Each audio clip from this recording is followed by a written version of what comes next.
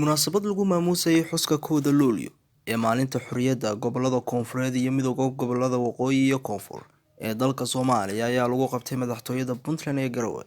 waxaana ka soo qayb galay madaxda ugu sareysa Puntland oo ugu horeeyo madaxweynaha Puntland Siciid Cabdullaahi Deni iyo sidoo kale mas'uuliyiin ka tirsan golayaasha dowladda federaalka Soomaaliya iyo kuwa Puntland qunsulka Itoobiya ee Puntland mas'uuliyiin ka socda beesha caalamka siyaasiyiin isimo waxgarad iyo mas'uuliyiin kale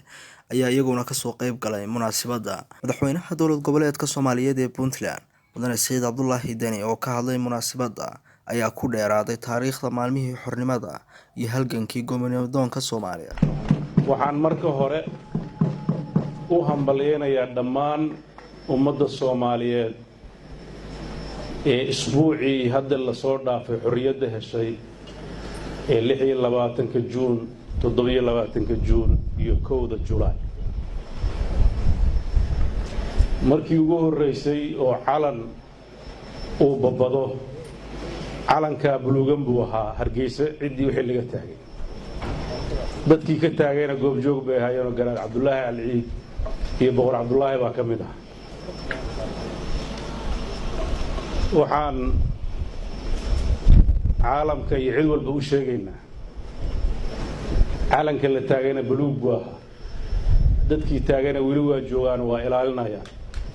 calan la noqday iyo cid la noqotayna ma jirto ciddii wax tabanaysa oo waxaa wax ka duwan ka hadli karta in lala wada hadlo oo la isqanciyo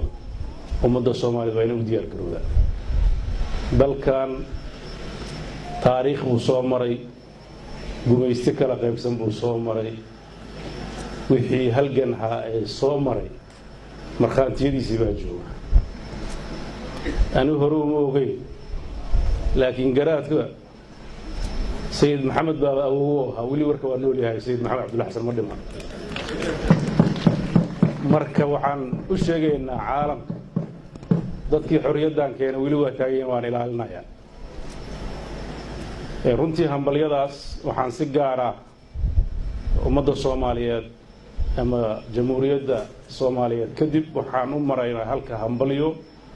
jamhuuriyadda Djibouti ee walaalaheena xorriyadda ay qaadatay iyadana 27 Juun oo runtii ah maalin iyadana inaan farxadda la wadaagna waana hambalyaan u diray xaqiiqadii waa laga waramay Soomaaliya waxay soo marteen waa la sheegay meesha ay ku socoto iyo daawadeedana waa la runtii dalkan midnimo u baahan yahay dalkan garnaqsi buu u baahan yahay dadkan dood furan buu u baahan yahay dalkan dulqaad iyo isdhagaysi buu u baahan yahay dadkiisuna waxaa la rabaa inay isu dhaganuglaadaan wixii la soo maray in lagu noqdo nooc waalida ka mid ay waxaan rajaynayaa wixii khaladaad la soo maray inaan dib loogu naqan shalay waa shalay maanta iyo berri aan ka talino waxaan rajaynayaa ummadda Soomaaliyeed in ay si wanaagsan uga shaqeyso dawladnimo waarta sanad walba xilligan oo kale ayaa dhammaan gudaha Soomaaliya lagu xusaa toddobaadka xorriyadda waa markii ugu horeysay oo calan Soomaaliyeed laga taago ciidda dhulka Soomaaliyeed Cabdilaahi Cabdinuur Yuusuf Cabdilaahi Bakeyle telefishinka caalamiga Ariel TV magaalada Garowe.